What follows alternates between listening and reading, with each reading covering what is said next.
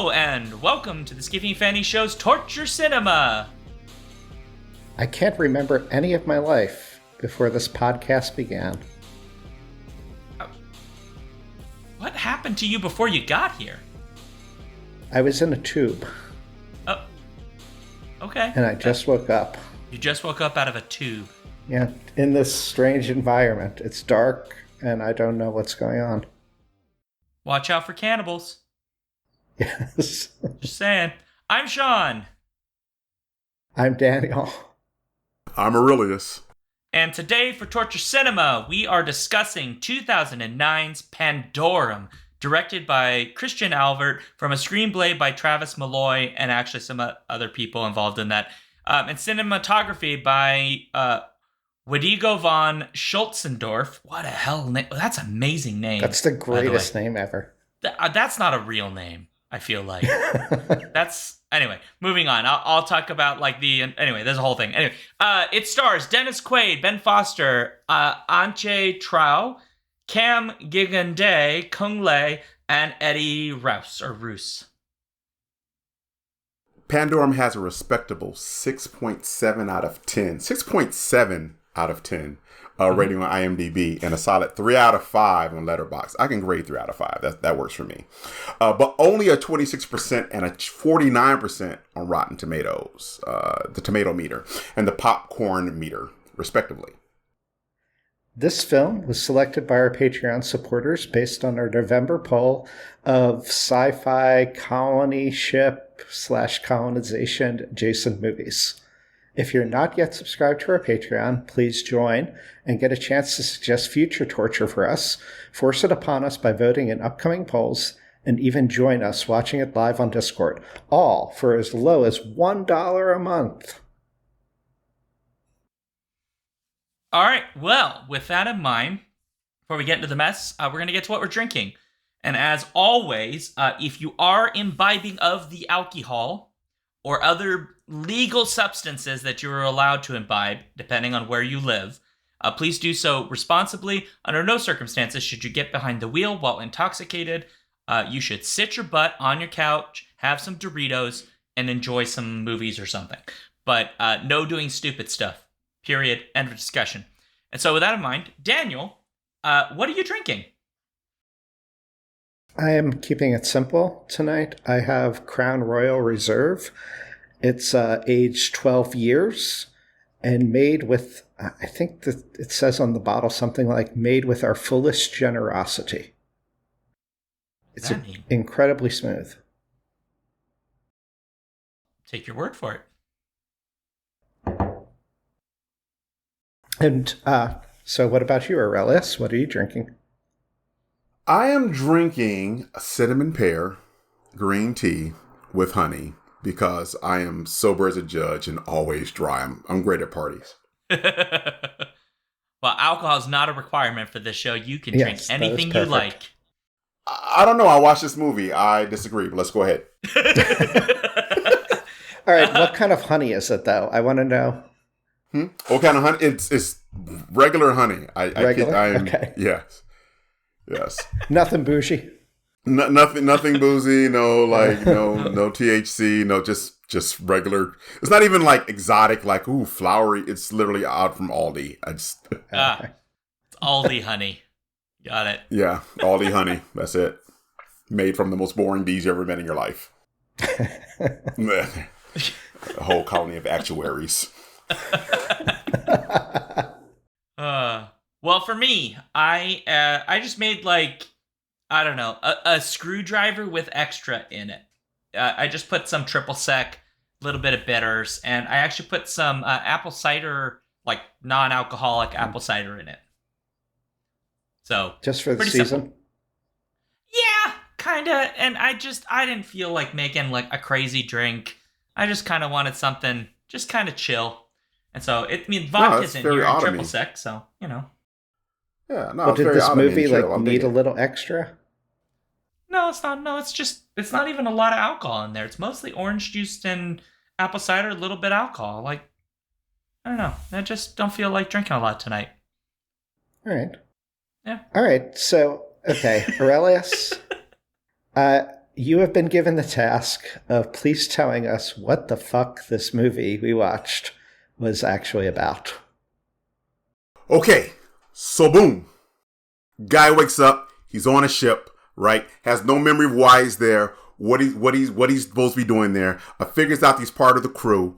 While he's on the crew, he's running around. He meets other people. He meets these weird mutants who are trying to kill him. He meets this other guy that wants to eat him. And he also meets the other crew member who is the captain, or so they want you to think. And then he runs around and he's trying to go ahead and get the MacGuffin, which is to turn on the ship thing. And then there's a lot of killing. Daryl's in it. Norman Reedus. Daryl's in there somewhere for a few minutes. And then there's this huge plot twist at the end, which I don't know if you guys want to get into that right now. But I actually, this movie is like seriously one plot twist after another. There are like 8 plot twists in this movie. It's really a hard movie not to spoil, because like literally within the first like 5 or 10 minutes of the movie, plot twist. Like, yeah. So these are the last surviving members of the human race on this ship, and surprises abound. Accurate.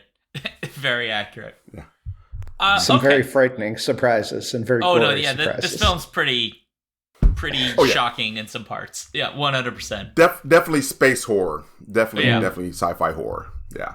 Yeah. It got me a few times the first time I saw this. I was like, ooh, that was messing me up a bit. So you've seen this before, or did you watch it multiple times? This might have been my fifth or sixth time seeing this. Holy God. Yeah. Okay. But I was surprised people picked this on the poll, because to me, this is another film that me personally, I don't dislike.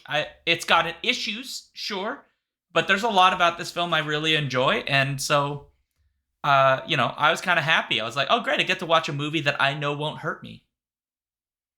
Yeah. I think one of the things I found funny about this movie, and especially with the subject matter, is that it's a colonization movie, right? Space colonies, right? Yeah. But it's one of those space colony movies that really makes you ask the question, like, should we be taking this dysfunction to other planets?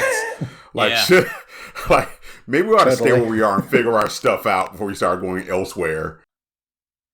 You're right, because like literally the reason they leave, we learn at the very beginning, and thank goodness it didn't read them to us, because I would have lost my mind, because I hate that.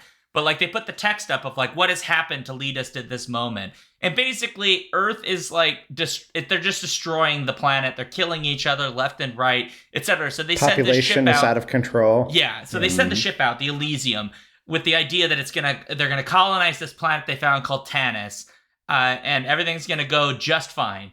Except, of course, literally the first things we hear from Earth after the ship is gone is, "You're the last of us. Good luck." And they're like, "I'm sorry, what? Like, you mean there's no humans? Like, this is it? The ship that's everybody." And at that point, it becomes like plot twist number 1, by the way. Yeah, one of the many plot twists. yeah, one of the many, very early. So when you say like maybe we should rethink whether or not we want to bring this dysfunction, you're not wrong, because the thing we're leaving behind is, are we prepared to rebuild society, or maybe no? Even from the very beginning, they get these probe images back from Tanis, and everybody on Earth is all excited about the hope it represents of being this Goldilocks-like planet. And the first images come back and you see this Mars-like atmosphere, and then there's this plant-like life that everybody gets excited about. But nowhere does anybody say, like, are there other species on here? Or are we going, like, there's this Earth-like planet, but are there other species there that we're going to go and, like, screw over now and destroy like human beings have done all over Earth? And keep in mind that we literally... The history of colonization. Keep in mind that they not only do they not have any regard for the life that's already on this planet, they really come with like all of their animals like in embryo stage. Yes. So you just go ahead and repopulate it with their own fauna from the old planet. Which, don't get me wrong, is smart. You would have to do that, right? Who knows if anything there is edible, but still. But no, it's like, fuck all the shit that's there already. We're going to bring everything from Earth and just remake this into Earth 2, effectively. It's very and weird. Not even adapt it to the new planet, really. We don't want your cows. We got cows at home. Like, it is weird because, like, my first thought was, okay, so they saw these weird alien plant I don't know, tulip monstrosity things. And I'm sitting here going, I know about Australia, right? Like, that place is full of stuff that'll kill you. Mm-hmm. Is this like full of like, what if these are like carnivorous plants or parasitic plants? Is there any plan at any point of like, we get there and then we stop and we analyze the planet for like years or something to make sure that it's suitable for us to get down there? It's actually, yeah. No, not at all. They're just like, no, we're just none gonna of that. land, We just go. Bring some manatees with us and we'll like freaking recolonize. Like, let's go. And were the microbes included on this Noah's Ark that they brought? Or they were just like, whatever we bring with us, that'll be good enough. Don't we need bacteria or something? Well, of course you do. Yeah. What happens if, like, we eat something there and it messes up your gut flora? And then, like, do they have, like, a lifetime supply of whatever that stuff is you get in the vial and you drink it? Probably not. No, they'd be screwed. Yeah. You don't even know if there's anything there to provide nitrogen. Shoot, nobody knows. There's not a lot of plan. Because, like, the whole colonization plot, right, is, like, not really the main plot at all. It's just, like, the urtext around it, and then everything else is, like, the disaster that takes place in the middle. And it's like, we don't need to think about the logic of how we got here. What is it about, though? Is it space sickness? Yeah, Pandorum. Is it going crazy in isolation? Is that... I think it's like meant to be a disease or like a mental health thing that hits you.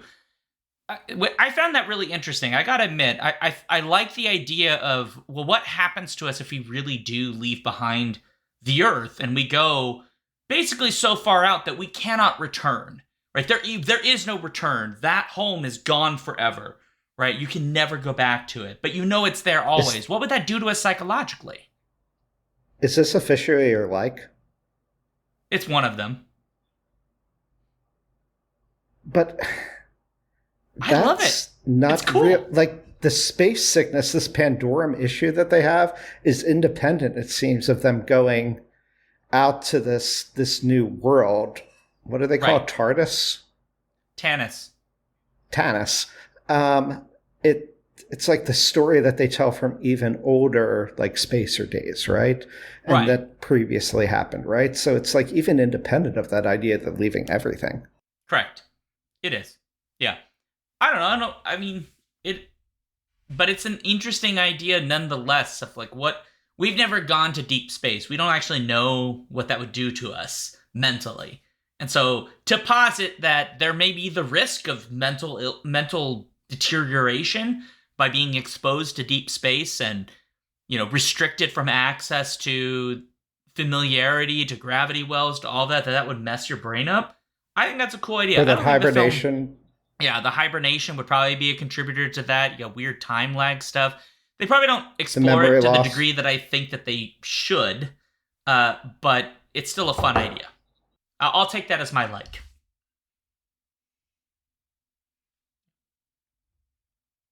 Go on, Aurelius. What do you got? I was just saying, having said that, I think with all those questions, you probably would have put like a double key in there for ejecting all the pods on the ship at the same time. Like, I kind of feel like there should have been like a backup system, like, like, you know, you hit Windows, like, are you sure you want to do this? Yes. No, one push. Everybody's gone. Yeah, millions gone. Yeah, I feel like that's one of those things where you need like either two keys or like multiple password requirements and a lot of are you sure? Are you sure? Are you sure about the are you sure? Like, just multiple layers. Yeah.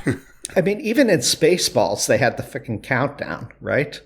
Before Mega Maid, like, shot out all the escape pods and, like, Space Pod 1 or Spaceball 1 exploded, right? Yeah. They had the countdown. She was like, are you sure? No, none of that. No, none of that. Well, Aurelius, you're our guest, so what is your like in this film? You know, I love generational ships. I love stories about generational ships, about ships that like have to take a very long trip through space, or instead of inventing some faster than light travel system, you start to think about how does a culture evolve and grow in this very confined area, right? I'm super fascinated with that idea. I also love the idea of the character that is unreliable, like mentally unstable and unreliable, or the unreliable narrator, which like this movie sort of turns on the unreliable narrator, right? In a few different ways, on a few different levels. But of course, I'm just talking like a writer and an English teacher. The thing that I really, really loved about this movie was the what was the guy's name? The Vietnamese guy. Kung Lei. Well, I don't know what his name is in the movie. He didn't have a name in the movie, did he? He's just Stick Guy. Yeah, is it? No, like he has a name. like that, it's Mang, I think. Manh, which I think is pronounced something like Mang. Yeah. Because my favorite part of any movie is a person who's like sort of the side, like support character, who actually should be the main character. He's the person that I really want to know more about. But I guess because he wasn't an English-speaking actor, he didn't have a whole lot of lines. He was very quiet. No, he's American. Actually, he was my favorite part. He's American? Yeah. I just assumed that, like, he wasn't, like, remember, like, Jet Li's early movies where they'd give him, like, this many lines because he could barely speak English? So, like, so he's an American actor. Yeah, well, he's originally from Vietnam, so Right. Vietnamese would be his first language. I don't know exactly when he came to the U.S., so it's very possible that this is early in his English learning, possibly. I'm not exactly sure when he came to the U.S. and became an American, but he is an American now. So get the heck out of here. Okay, yes. Now I have more questions. I have other questions. Well, you're totally right. I mean, this needed to have been his movie. Yes. Like, you want to know who he is, where he came from. Just more from him in general. Oh, he's an MMA fighter. Yes.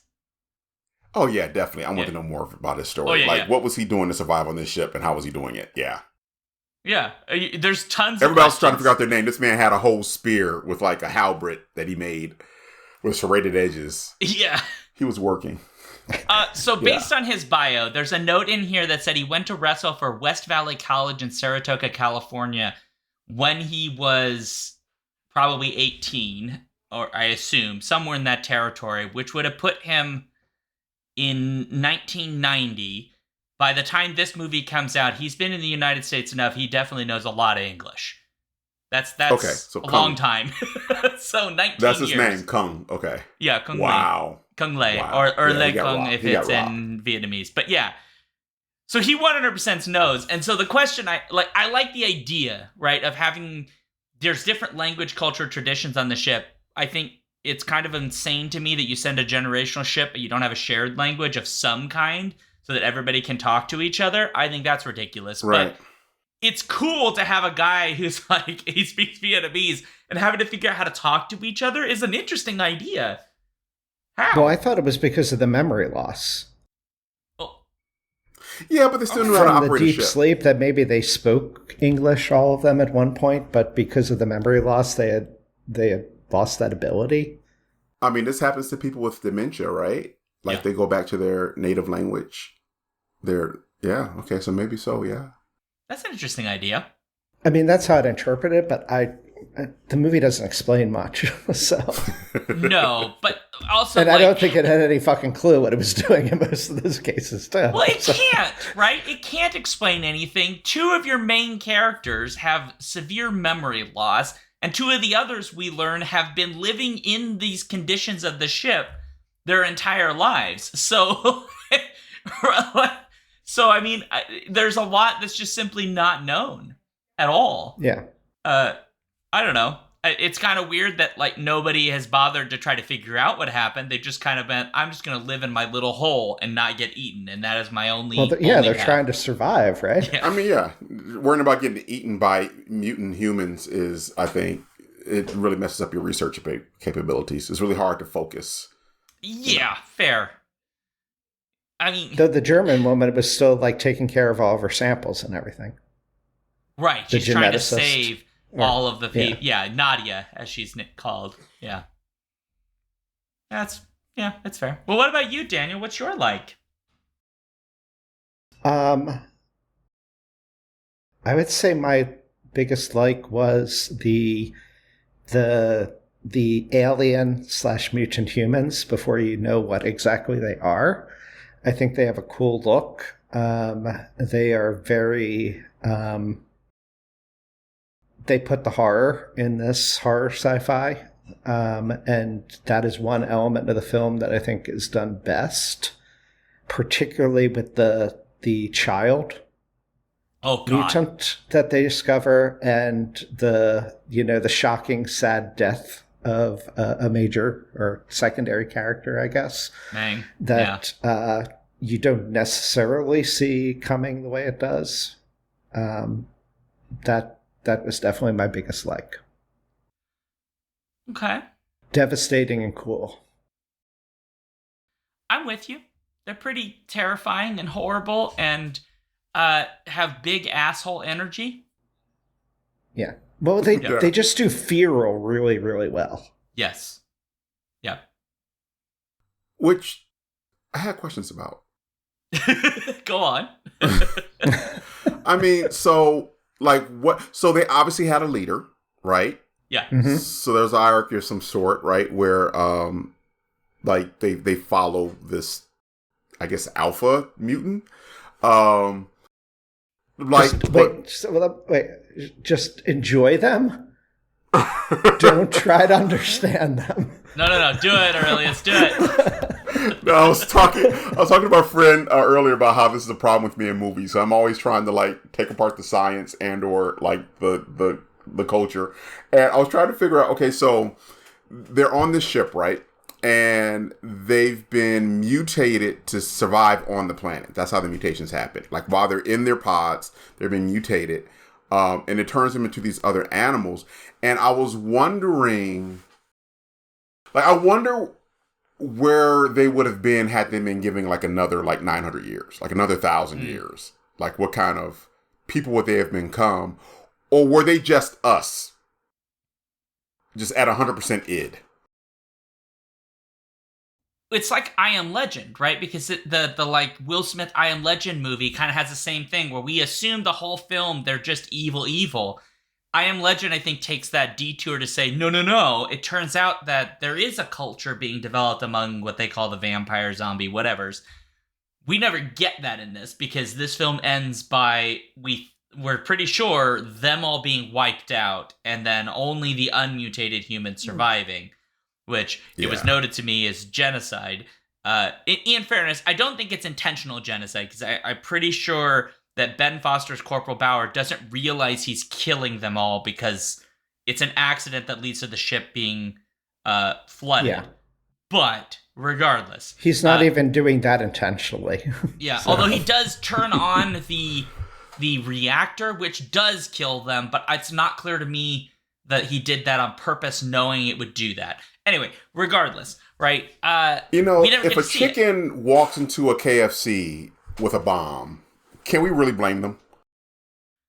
If the chicken deliberately walked in, I feel like we can. Yes. If the chicken just goes in, goes into Tyson Chicken and destroys the place.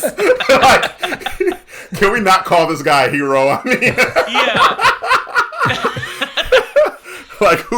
Who's writing the history here, right? It is an interesting question, right? Because in other films, right, we have that moment where we realize, oh, no, it's not as simple as these are bad, evil things, and our hero is just hero.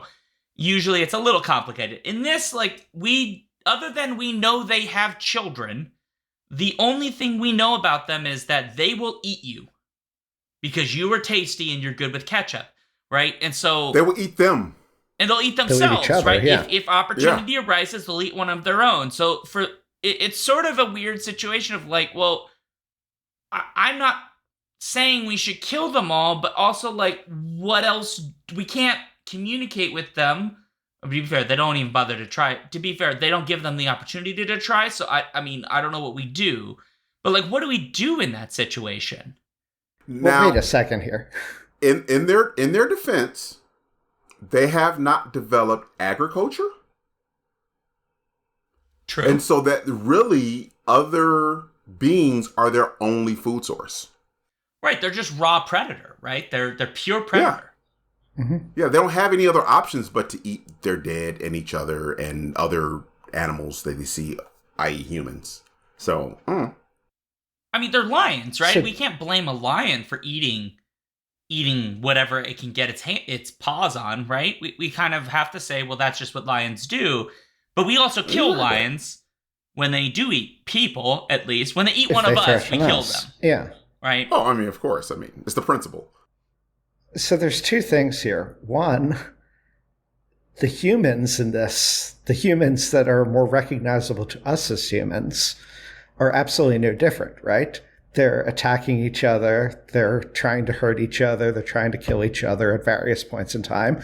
We have a human that wants to eat other humans at one point, that wants to capture them and consume them because it has come to that. So really, yeah, all those quote mutants are no different than the other humans. They're just better at doing it. And that gets to the idea that they were originally intended, that the machinery, the technology was meant to somehow mutate or evolve, which I'm not going to get into how the biology of that is all sorts of wrong, but like mutate and evolve them to be adapted to the planet. But the problem became, because of whatever happened aboard the ship, they were now being evolved and adapted to optimally surviving on the ship. So really, they are in the same boat as all the other humans. The other humans are trying to do exactly what they've already been adapted and optimized to do. They're just much better at doing it. But the point of the end where the humans are getting off the ship, in a way, that's the end of their habitat. So it's probably better off that, because they're not adapted to living off the ship. So maybe there's that little bit of the ship that's like above the ocean. Like theoretically, they could still live there, I guess. We don't know how big that area is or anything, but yeah. I mean, I I suppose curious we about don't the scale know. of the entire ship. Yeah, I don't know. It's unclear. It's big. All we know is the ship's very big, and we know that they and are somehow primarily... they keep running into each other. Well, despite yes, how but that's big it because they is. have to go out to hunt, because they're basically like they're effectively hunter-gatherers, right? Except their only mode of consumption is meat, right? They don't eat anything, but there's nothing else for them to eat, presumably. So they only eat meat. So they're like all hunter-gatherer, right? It was a question I had when I was watching the scene where he's crawling through them, which is like really tense, right? Horrible scene. And I was like, are there any women ones, right? And if so, would we even be able to tell? There clearly are some sort of sex because they have babies, but again, doesn't mean they haven't evolved in some sort of weird way where they're all capable of reproducing with one another. I don't know. They could be weird seahorses, anything, right?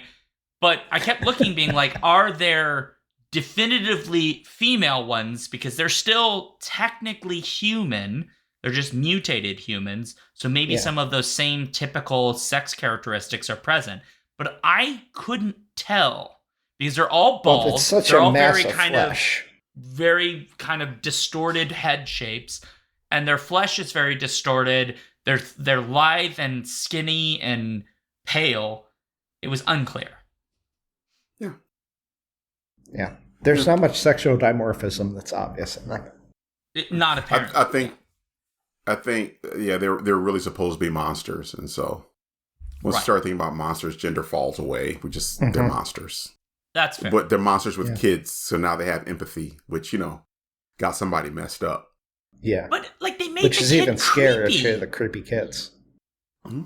Right? Like Kung Lei is the only one who has the right of it at the first, right? He sees that creepy little baby one, and he wants to kill it right away. And I was like, oh, well, maybe we shouldn't. For a moment, I was like, maybe we shouldn't. It's just a little kid, right? Like, he doesn't know any better. But of course, what is his first instinct? It's like, call daddy or mommy. I don't know. Well, call parent, right? Call parent to come deal with this. And then it just gets horrifyingly bad from there. And then he hesitates before he gets his throat slit with the child, whose parent he just killed in, I will admit, a really awesome fight where he fights like daddy mommy leader a mutant and like has a really cool fight with it. I don't know. Like it's just gets taken out by a kid. He's taken out by a kid. Yeah. Mm-hmm. You know, oftentimes whenever there is this, like people talk about like people who befriend wild animals, right? Yeah. Like, you know, grizzly bears, you know, sharks or whatever. I don't know. There's always this thing like, you know, they're animals and they have, you know, feelings and emotions and things like that, which I believe in totally, like, you know, respect life. On the other hand, I have been living with humans my entire life. And sometimes me and those humans have some very serious disagreements. And when we have serious disagreements, we actually use language to sort of like, you know, try and figure the disagreement out, right? Worst case scenario, the language doesn't work and we actually end up fighting, right? When you have a disagreement with a bear, you don't have language to like figure that out, right? So you have to go straight to fighting a bear. You're going to lose. So no, I don't believe in being friends with wild animals. You can't. It's just, you can't do it. You can do it for a little while, but one day there's going to be a disagreement. We hear about all the time. The chimpanzees are super happy. Then one day they're having a bad day and everybody dies. So no, I'm good. Those little mutants are friend-shaped, but not friends. Exactly, right? The mutants, they're great. It's a little kid, whatever the case may be. But the moment you have a disagreement with that kid, you're not going to talk about it. You're not going to work it out. Yeah. It's going to tear your face off. Yeah. I think that's the problem, right? Is Daniel, you're correct. They are meant to be just monsters. It just so happens that they are human, or at least were once human, in the sense of like sharing our exact genetic makeup rather than being some evolutionary offshoot of us. And so the film wants them to be basically alien monsters that are, you can't rationalize with them. They don't communicate. They just are attack mode. And I think the problem that I think when we were watching it live and like Dan was with us is like what it happens in this story is they effectively kill them all. And that doesn't necessarily bother us as much if they are just wild animals, right? Because they're irrational, you can't reason with them, blah, blah, blah. They're just going to eat your face off, right? It'd be sort of like if we had a massive chimpanzee team and all they were doing was running around killing us left and right. We don't have any choice here. We have to defend ourselves with lethal force. But we typically frown upon wiping out other human groups just because generally they are hostile to us, because not all of them necessarily are. And so there's this weird conflict that happens because the baby, the little creepy child, our inclination is it's human. So therefore we pause and say, well, it's a baby. Right. It can't possibly know any better, right? Because it's just raised in this culture, right? But what we know about the creepy baby thing is that it is seemingly driven by the same instincts, at least based on what the film shows us. So it is more animal than human. And I just find that there's like a weird uncomfortableness in that idea because it is simultaneously both at the same time. And if they just made them aliens that are just pure predator and not rational and just, I think that solves that problem and takes it out. But of course, that's not the story it wants to tell. So, no, you're right. And there's also the complication that we're talking about here. You can make that analogy to kind of like the level of like an entire culture or race. But we're also talking about a very small number of individuals, relatively speaking, on a ship as opposed to an entire planet. So like going back to the KFC analogy, like if a bunch of chickens went in and bombed a KFC, no. But if like that KFC is all the humans that are left, and the chickens came in and killed the last humans, right? And the humans fought off and killed the very last chickens, that would be a very different dynamic to me than chickens wiping out all of humanity on Earth, or humans wiping out all chickens on Earth, right? True. We're talking about not the entire Earth anymore. We're talking about a KFC. Yeah. But that just happens to be all that's left of the species. And the funny thing about it is that we're back to humans and Neanderthals, because that's actually was the case on the ship, right? Literally, the mutated humans on the ship and the humans on the ship were both the last of their kind, right? Yeah. And they seemed to have like an irreconcilable way of living together. It wasn't going to work. Yeah, that exactly, right? There is no... I don't know how we're supposed to solve that divide. I don't think that that's possible. in this scenario. I don't think the movie even wants us to even consider it. No, it definitely does not, right? Yeah. I'll just say one more thing that I like real quick, because I don't think it's going to come up. Yeah, you need to have an official like here. Yeah, so can I just say that the claustrophobia in this film is on point.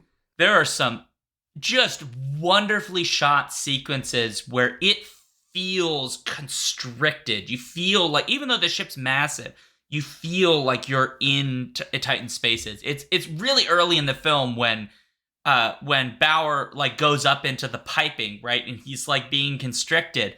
And I imagine like in reality, it's not actually that constricted, but it just, the way they shoot it and the way they have him interact, you could just feel the tension of it. And I love the set design just in general across this whole film. It is very evocative. It feels like a ship that has been sort of barely running for hundreds of years. It feels old and dusty and grimy. There's like lichen and weird shit growing on the walls, and it's just a wonderful set design overall, I think. I love the how organic the ship felt. Right? It felt like they were inside of an animal, you know. Especially the one scene where he finds the guy from the bridge inside of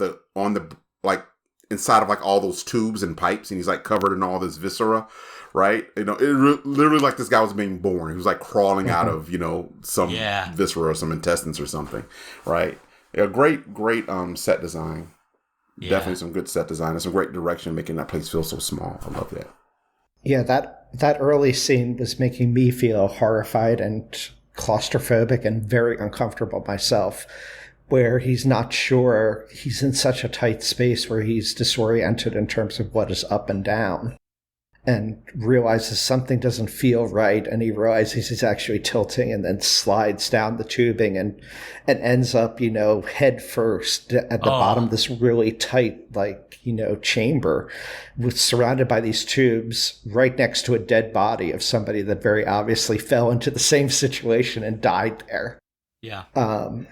It's kind of like in the horror movie The Descent, of that sort of fear of being in a cave and underground. You definitely get that feeling in this movie as well. Yeah, there's no universe you'll catch me spelunking. It is never happening. Nope. No, I'm good. No. Nope. That crazy people do that. I ain't doing that. That's how you get eaten, stuck. How do you get How do you get out if you get stuck in there? Like, what do? They can't jaws of life you out.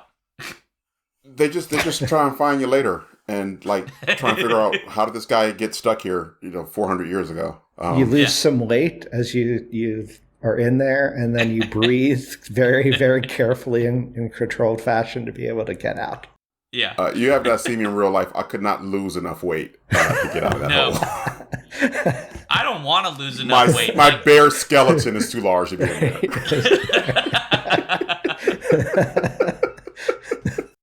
Okay, so let's switch over to the negative side, because we've mostly been pretty nice to this film. And so someone just logged in to watch us while eating dinner while we are talking about a film where mutant humans eat other humans. So it'll be an interesting time for you, Book Basilisk, but... and coming out of tubes covered in viscera. Stay hungry, my friend. Stay hungry. Stay hungry. Yeah, I would say this is a film that does not welcome eating at all. But you are welcome here, Book Basilisk. Thank you. Aurelius, what would you say is your primary dislike about this film?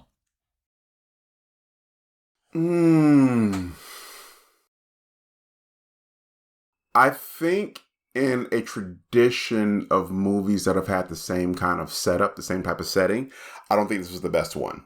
I was talking to you guys earlier about Hyland's Orphans of the Sky novella in his Universe series about a generational ship, where almost the same thing happens. They're on the ship that's been in space for so long that they forget why they were on the ship. And eventually a group of people, I think because they were too close to the engine or something, they become mutants, and it becomes like this class of humans and mutants. And they are fighting each other, and they have no idea that they're actually on a ship. They just think that this is the universe as it is. And I've seen a few different adaptations of that same idea, a few different mobilizations of that idea. This was not the best one. And I kind of feel like they had trouble trying to figure out what the plot twist was. Like there were a lot of plot twists. It was like, you guys ever see that movie Memento? Chris Nolan movie? It was like 5 Mementos in one movie. Yeah. I'm glad you raised that because even with tattoos, there's a good reason for why you feel that way, because the original script for this is written by Travis Malloy, who had been shopping this since the 1990s, right? But when it finally got greenlit, because Paul W. Anderson and Jeremy Bolt basically like gave it to Impact Pictures, and then they were like, okie dokie. And then Christian Alvart got involved. Well, Christian Alvart had a screenplay of his own that had some similarities in plot to this. So they just went, why don't we just combine them together and make one movie? And they went, okie dokie. So they did. And so it's like completely different films, because the film that Christian Alvart wanted to make was a film called Nowhere. Well, at least that was the original script title, which is about 4 astronauts on a settler ship who suffer from amnesia, which is like one part of the plot here, right? And the film that Travis Malloy wanted to do was a prison ship called the Pandorum, where the deadliest prisoners all become cannibal hunters. And so Ben Foster's character is meant to be a non-prisoner who doesn't trust anybody, basically. And so they went, we'll meet somewhere in the middle. And then somehow that went a little haywire, because those two premises don't really fit together, and I'm not sure why they thought they were the same story. Yeah, it really hard. This is another argument. I think Hollywood in general is another argument why writing should not be a collaborative effort. Mm-hmm. Yeah, I kind of agree. It shouldn't be. Like too many definitely chefs not in the forcing kitchen. 2 scripts together into something that neither of them really work fully. Yeah, I'm with you. I agree. There's some problems with this, and I'll get to mine eventually. But Daniel, what about you? So mine is similar, somewhat overlapping, I guess. I kind of have a holistic dislike view of this film. Overall, I really didn't like it at all. I mean, what you said in terms of likes, I agree with, but in terms of overall viewing, like, I never want to watch this again. I don't think it was that fun to watch through even one time. It wasn't like a normal torture, like it's not terrible, but it encapsulates or is quintessentially a 2000s era movie to me, in that it's exceptionally derivative and bland.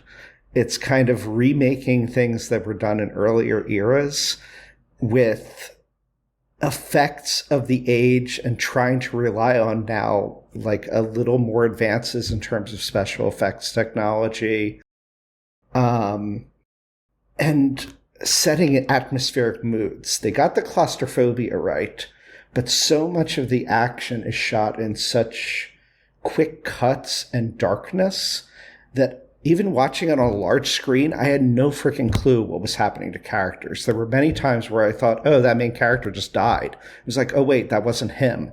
Or, no, he didn't actually just fall to his death. Something else happened to him. Like, I couldn't tell what was happening. And so I have this issue with movies of this era often. And I guess it's why I'm not, even like the horror remakes of the 2000s, I've never really liked them. I don't find them to be original. They just are retreading things in a less effective way.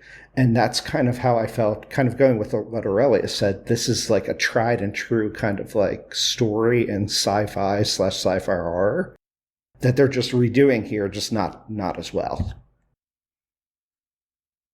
I hate everything you just said. You're wrong. You're wrong on so many levels. You're attacking this film for basically its cinematography. I disagree. I think the cinematography is exceptional for the budget and the type of film that this is. And so I completely disagree. I think we are meant to be disoriented frequently throughout this film, because so much of what's being revealed to us is happening in small little blips and pieces. And our main character is quite literally a person suffering from a mental illness and amnesia at the same time. And so he is our frame character. He's the person whose eyes we're essentially seeing this from. And so I think it actually really effectively captures the disorientation of waking up in a ship, not knowing how you're even here, and then like 5 seconds later, you're being hunted by weird alien cannibal monsters. To me, that captures that really effectively. Shaun, I think you're just too much of a fanboy of von Schultzendorf. Von Schultzendorf? No, yes. No, I don't even know what other films has he done? Von Schultz. He doesn't even have his own wiki page, okay? So I don't even know who he is.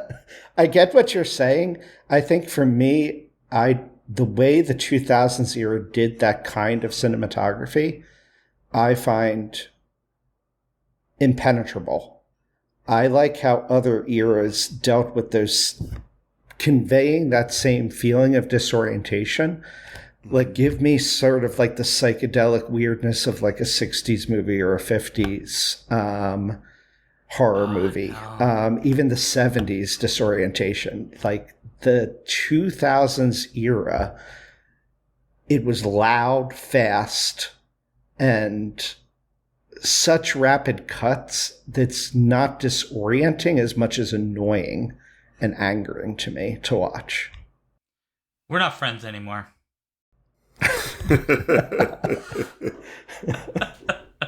I don't know. I think I came along at a certain time also kind of ready for a lot more grimdark. I felt like the 90s were way too day glow and happy. Like all the superhero movies were really like, even like Burton's Batman was way too happy for me. It was way too bright. Like wow. I was good for a good decade or two of like grimdark. Like, yeah, black, yeah, everybody's wearing black, everything's dark, poorly lit. I liked it. I don't know. I like that part. Especially for a horror film, right? You know, you gotta ratchet up the tension. So I'm here for it. Yeah, I liked it. I'm with you. I think my problem with the movie was that it was. Go ahead. I was just saying, it was sitting on my to-be watch list for way too long. I've been looking forward to seeing this movie. It came out in 2009. I don't think I watched it until like 2013, 2015. I finally sat down and watched it. And so I was disappointed, but I think that was a big part of it. I thought this movie would be better. I really thought it would be better. Fair enough. We can still be friends. All right, what do you like? What do you dislike, Shaun? So my main dislike about this is actually the ending itself. Before the whole shooting them off they find out they're really on the planet, and you know that they like get shot out in their little pods or whatever. It's the final confrontation scene with Dennis Quaid's character, right? Lieutenant Peyton, aka older Corporal Gallo, because he's originally Gallo. And it's the fact that there's like so many different parts of the story that are trying to happen in this moment. And that means that everything's rushed through. So there is like very early in the film, we learn that Bauer, his hand shakes, right? Which is one of the signs of Pandorum, potentially. Right? It could also be he just woke up and he has no idea how the fuck he's here and he's scared and everything's creepy, right? But we have those notes. But for much of the middle of the film really isn't interested in that. And it wouldn't even matter because, frankly, he's being chased by cannibal mutants. And so if you're shaking from cannibal mutants, that would be normal. So really, like, the middle of the film kind of, for Bauer's perspective, is not about Pandorum.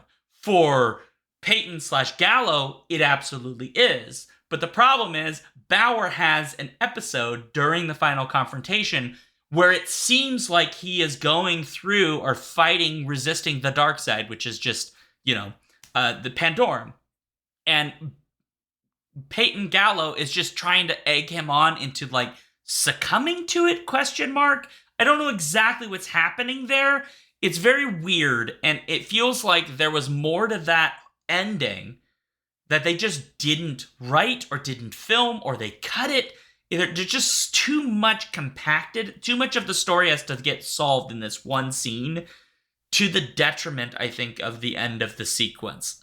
And that's the thing I mostly dislike. Did we count off all the twists that happened in like the space of like 10 minutes of this movie? No, it's like 47 twists. It's like, so Bauer, the whole movie, is convinced that his wife is on the ship, right? And that she is frozen somewhere and he has to find her, right? In order to save her, right? Turns out that his memory was incorrect and that she actually left him when he decided to go on this mission.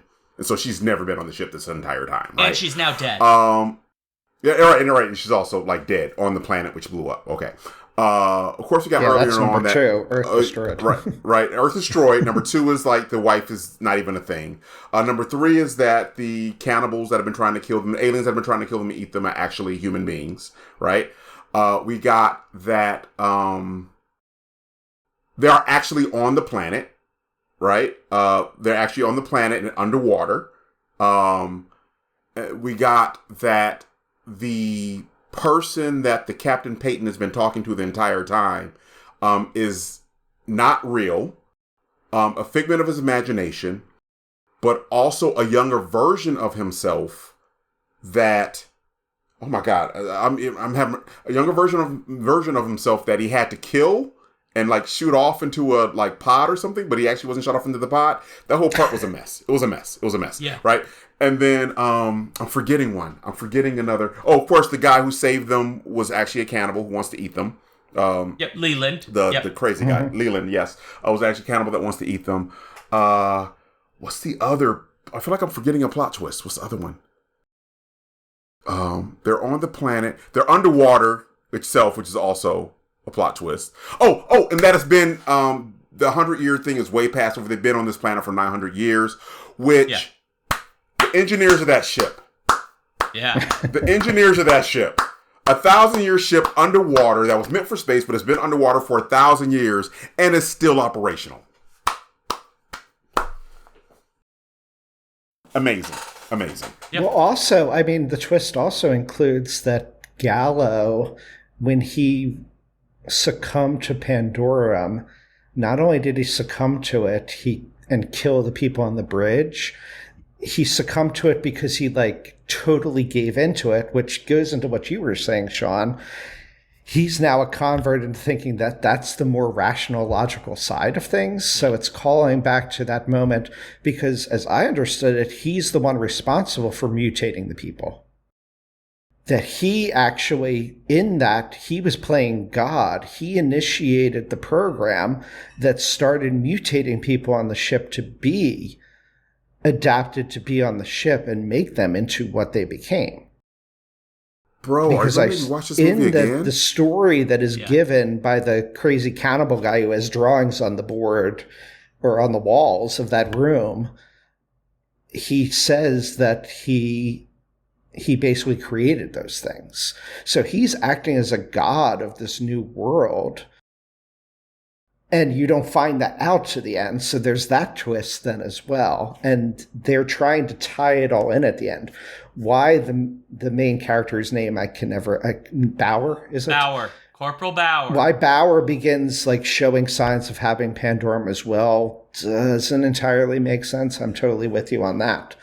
But kind of like Gallo's, who we now know as Gallo, trying to convince Bauer to give into it totally does make sense from that. It's the same thing that he was at, decades ago when he was on the bridge and actually started this all. Because that was the event that kicked this all off. I didn't get that the first time I watched it. I agree it makes sense. I think that part is rushed in the end. And I think they mostly abandoned the idea that Bauer has signs of Pandorum or may have signs of Pandorum, but it's kind of hard to tell because it's kind of a stressful situation, right? They kind of forget that is really happening, which I find a little frustrating because I think you could play that out of like maybe they have a conversation at the beginning about, oh, remember this thing about Pandorum? Like, that's kind of weird. Maybe that's what happened to the ship. And like, oh, that's really alarming. And then he keeps seeing the signs and he's like, oh, but no, my adrenaline's like through the roof. That's why I'm shaking because duh. Right. But then he starts to see things and he's like, well, what's real and what's not? Because right? The like alien he literally hallucinates in the ending, right? Like one of them comes through the like vent, basically. Yeah, which is what causes them to shoot, and yeah. But then the problem is like, okay, but a part of that is like hinting to us that maybe the cannibals aren't real, but they are real. Or yes. Are they not? Who Chung knows? is Like, it's just, yeah. Chung is dead. They're real. Yeah, they're real. Yeah. That's Chung. He'll tell you. Yeah, I wish. Man, that character is the best. But yeah, it's the only thing I don't like. I don't dislike the whole they're on the planet the whole time thing and like, pew, we're out in the water now. Like, that's kind of fun. Especially since they get into a pod and they're being like drowned in the pod as they go. So it's that claustrophobia again. It's like really tense. I love that. But the ending is just trying to do too much and doesn't do any of it effectively enough for the plot that we've been given. Just doesn't stick to landing. Yeah. Totally. Yeah. Agreed. But everything else about this film's great. Yeah, I probably would have streamlined that ending just a little bit. Just took some of the elements out, just so we could follow the line. I even one of the commentaries I read about it just sort of noted how at a certain point in the movie we're actually following like 4 or 5 different storylines that eventually converge, right? But yeah, it's, do they? I mean. I mean, when you consider that, like, Kung and was that her name Nadia? Nadia, yeah. Yeah. Actually, never meet Peyton, do they? Oh no, towards the end. Nadia does. Yeah, Nadia does, but Nadia not Kunlei's Mang. He doesn't. He dies. Yeah. She doesn't have a formalized introduction to him as much as, which also like. He starts attacking Bauer, and she's just kind of like standing off to the side for a while before she actually starts engaging to... I didn't quite understand that. I know why. She thinks that it's a mating ritual. She didn't want to interfere because, you know what? Let the boys do their thing. Hey, we listen, we don't judge. Yeah, exactly. Yeah. That's crazy, man. That's crazy, Mike. In an alternate ending, Bauer and Peyton get together and hold each other lovingly in some motor oil. And restart the human population together. Riding in some tubes. Yeah. Oh, okay, now it got weird. Okay. All right, final thoughts. All right, Aurelius, final thought and grade about this film. Oh my gosh! What's our scale again? It's F- is the lowest. A+ is the best. Okay. Okay. We're going with the 50s grades. Okay, gotcha. I would give this movie a C. I'm giving it a C for could have done it. It almost had it. Yeah, definitely a C. Great visuals, great sense of fear and tension. Just a messy storyline, though. Yeah, I'm with you. Daniel, what about you? The script was an absolute mess. I'm going to give it a D+. Oh boy, we're definitely revisiting our friendship. I was gonna go C-, but then just for Shaun, I would like you more. Jesus. For me, look, I really enjoy this film. I like it. There's issues, but is it a great film? No, I wouldn't put it in like an A area territory. I don't think it belongs there. But is it a film that I want to revisit because I find it visually very interesting? Absolutely. I find a lot about this film super interesting. So for me, it's a B. I would give this a B. I enjoy the crap out of this movie. I've seen it like 5 times. The first time I saw it, it like messed me up a bit. So. Do we have Prince Justin? Was it on HBO or something? Oh, no, it was on... My grandmother used to have satellite, and she had, like, the Stars package or whatever. So stuff would just circulate on there for months, where there would always be one of the Stars channels playing something. So I saw, like, The Mummy, I don't know, like 30 times over a summer, because it was just on there all the time, and I would watch it over, and I love The Mummy, like, to death. That's an A-plus film. So this one was on there a few times. I saw it in theaters first, and then I saw this, and so. Yeah, this is me in Jaws 3. This is better than Jaws 3.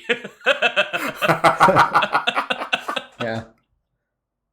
I actually know somebody that would agree with you. I know someone that would agree with you. Good. Maybe I can agree with you, Shaun, though, that it would be more enjoyable to watch Mac and Me than this.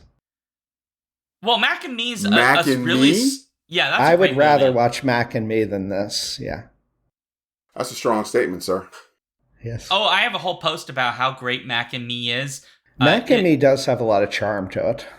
It is, I would argue, one of the most important American films of the 80s. Do I have Pandorum now? What's... No. We're talking about the one where the probe goes to a different planet and sucks up an entire alien. Yeah. And then deposits the alien on Earth. And the alien survives.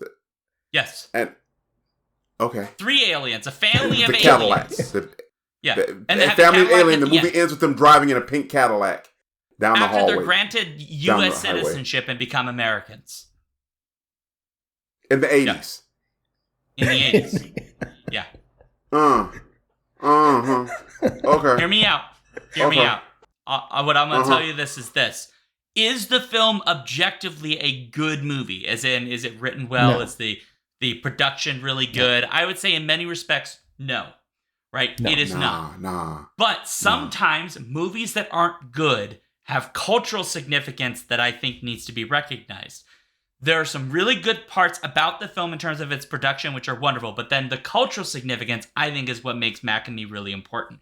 Because Mac and Me ends with a completely incoherent myth that America literally tells about itself all the time about the immigrant experience, which is that the immigrant shows up in America and is mystically assimilated into American culture and drives away with all the opportunities of America. And I think that's really important in this film, that they thought that messaging means something, but it's actually almost entirely incoherent, because in no way does America actually do that. Dude, I'm angry now because I'm going to go back and watch this movie, because the last time I saw it, I was like 10. And now I'm going to go back and watch this movie with the mind of an adult. Oh, God, I'm so mad at you right now. I have to watch the movie now. There's more there in the heart and soul of Mac and Me than there is in this.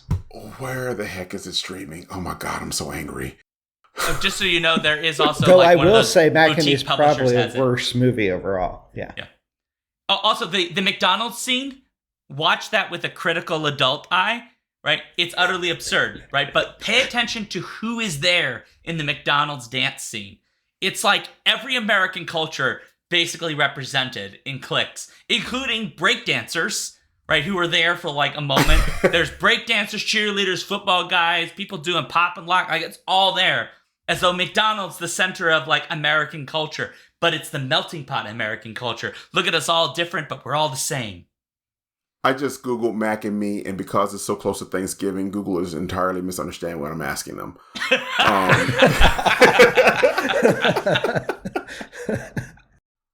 Okay, we got to close this show out. All right. All right, folks. If you'd like to let us know what you thought about this episode, send an email to skiffyandfanty@gmail.com or join our Discord via the Patreon page, or if you're already there, there's a show discussion page. You can talk about it. We are on Blue Sky, Threads, Mastodon, YouTube, a whole bunch of other places. You can go to skiffyandfanty.com/skiffy things, and it'll take you to links to all of those various things. If you're not here presently, it means that you didn't come to our live show. But we are live every Friday at 7 p.m. Central at twitch.tv/alphabetstreams. Every single show that we do, or at least most of them. And so, join us. And then last, if you like the show, tell people about us, share our stuff on the socials, leave reviews on your favorite apps, and then please, if you've got like $1 or something that you do not need, go to patreon.com/skiffyandfanty. Emphasis on you do not need. Don't give us money you need. Food first. Us, like, we're like 18 down the line, and then you can give us $1. We'd like the $1, but don't give it to us if it's going to be like us or you eating or medication or any of that. Oh, you're doing better than some preachers, man. Go ahead.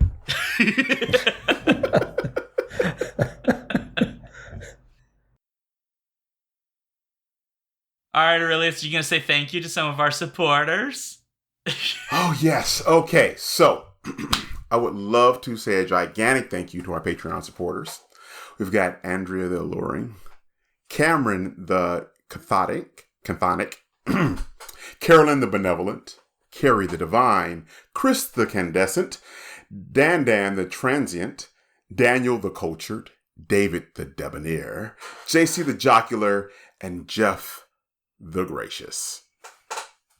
Joseph the Jovial, Juan the Junctional, KB the Kind, Karen the Kick-Ass, Kat the Kinematic, Matthew the Magnificent, Paul the Pious, Phoebe the Eloquent, Robert the Riveting, and Robin the Bold. And Ryan the Resilient, Sarah A. the Sensational, Sarah E. the Sublime, Sarah O. the Rapturous, Scott the Gentleman, Stephen the Strange, Tari the Thorough, Tanya the Triumphant, Trish the Imperturbable, and Victor the Valiant. Thank you all very much. We appreciate their hard-earned dollars. So, me, I'm at ShaunDuke.net. I'm also Alphabet Streams on Twitch, so twitch.tv/Alphabet Streams, Wednesdays, Sundays, 6 p.m. Central. And then just put Duke things at the end of my website. You'll find all of my socials and whatnots. You can find me, Daniel, at Reading 1000 Lives on the Blue Sky, or you can find me at the Skiffy and Fanty blog. And you can find me at Aurelius R2 on Blue Sky. All right, folks. As required by the Skiffy and Fanty bylaws, I must make it happy. And for that reason, I'm going to say this. It's the most important thing in the world. I have gifted you all with a reason to rewatch Mac and Me. And I want you to know you are most welcome. You're welcome. I love you all. I hope you enjoy it. And on that note, happy ending and scene.